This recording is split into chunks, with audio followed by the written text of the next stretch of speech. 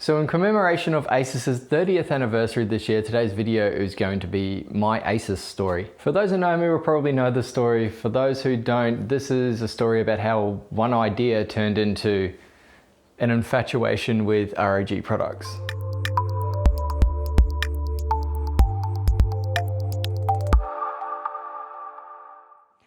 So my story starts back in the year 2000 when I bought my first Asus motherboard, which is an Asus CUSIM.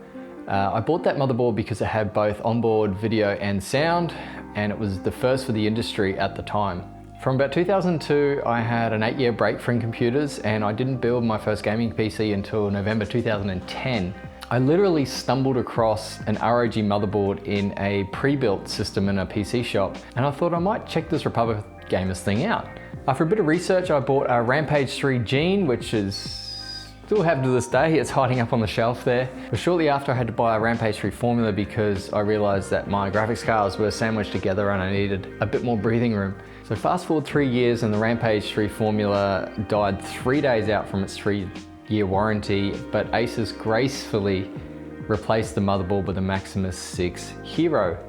Shortly after that, I purchased a Maximus 6 Extreme for an upgrade, and then an idea was born. On July 27th, 2014, I wanted to buy a thread on the overclockers.com.au forum, or OCAU forum.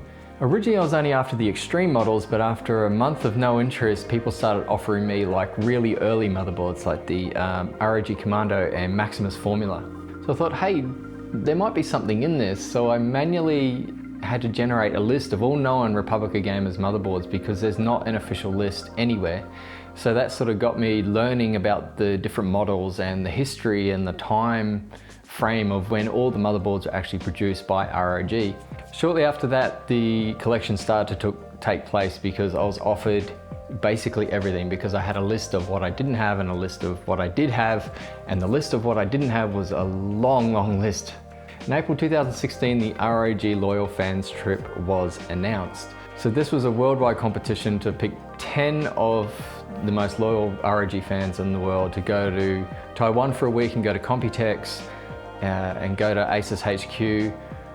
Basically the trip of a lifetime for a ROG enthusiast such as myself. After 3 days of building shelves and unboxing motherboards, this was the photo that won me a place in the Loyal Fans Trip. Since that trip, my collection has continued to grow, but mainly on the graphics card side, more so than motherboards. I then started to hunt down the rare 5, so the Aries 2, the Aries 3, the Mars, and the Mars 2. These are all limited edition cards, 1 of 1,000 made except for the Aries 3, which is 1 of 500. So I knew I had a big challenge ahead of me, but after lots of patience and lots of searching, I managed to take this photo of the rare 5.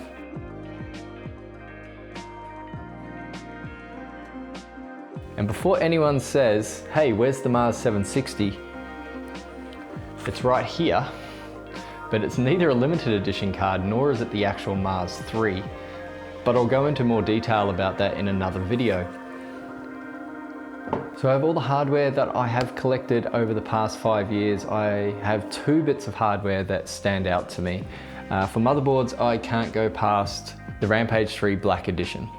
So when this board was released back in 2011, I absolutely wanted that motherboard. It literally was the best motherboard that you could buy for x58 at the time. You could put 48 gig of RAM in it. You know, it'll take anything, any x58 CPU you could throw at it. It'll do 4-way SLI or Crossfire. It had all the features that just weren't known on other motherboards at the time. You know, like I had built-in Wi-Fi, you know, things that's standard now. It came with that in 2011. So this motherboard set plenty of records across CPU overclocking, RAM overclocking. It was just an absolute weapon of a board. And ever since it was released, I just wanted that motherboard. Since then, I managed to acquire it from New York. That's where it actually came from. A lot of my pieces come from overseas. But yes, I did finally manage to acquire this motherboard, and the fact that it's X58, because I have such a soft spot for X58, I'll always have ties to above any other motherboard that I own in my collection. So as for GPUs, I cannot go past the Aries 3. Now this graphics card is highly sought after even today. I've seen them go for as high as $3,000 or $4,000 US. This one came out of Russia. It is number 114 out of 500. If you don't know about the card, it's two 290X cores, so R9 290X cores, factory water block, and it gets the ROG treatment.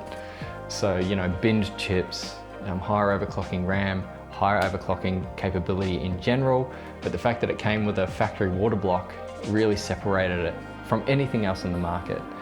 And I chased down this graphics card for about 2 years. But above all other graphics cards that I own, this is the graphics card that I always want to build with. You know, I'm still searching for that perfect build to put this graphics card in. I actually managed to acquire a second one about 6 months later, but it's not in perfect condition like this one. This one was used in a review, and that was it. So the Aries 3 will definitely be a card that I'll never ever sell unless I absolutely have to. But it's a card that is going to stay in my collection forever.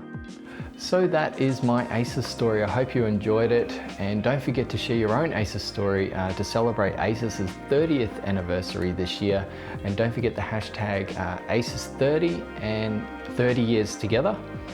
Thanks you all for watching, and don't forget to like, share, subscribe if you want to hear more ROG stories right here on QuadsTech, and I'll see you all on the next video.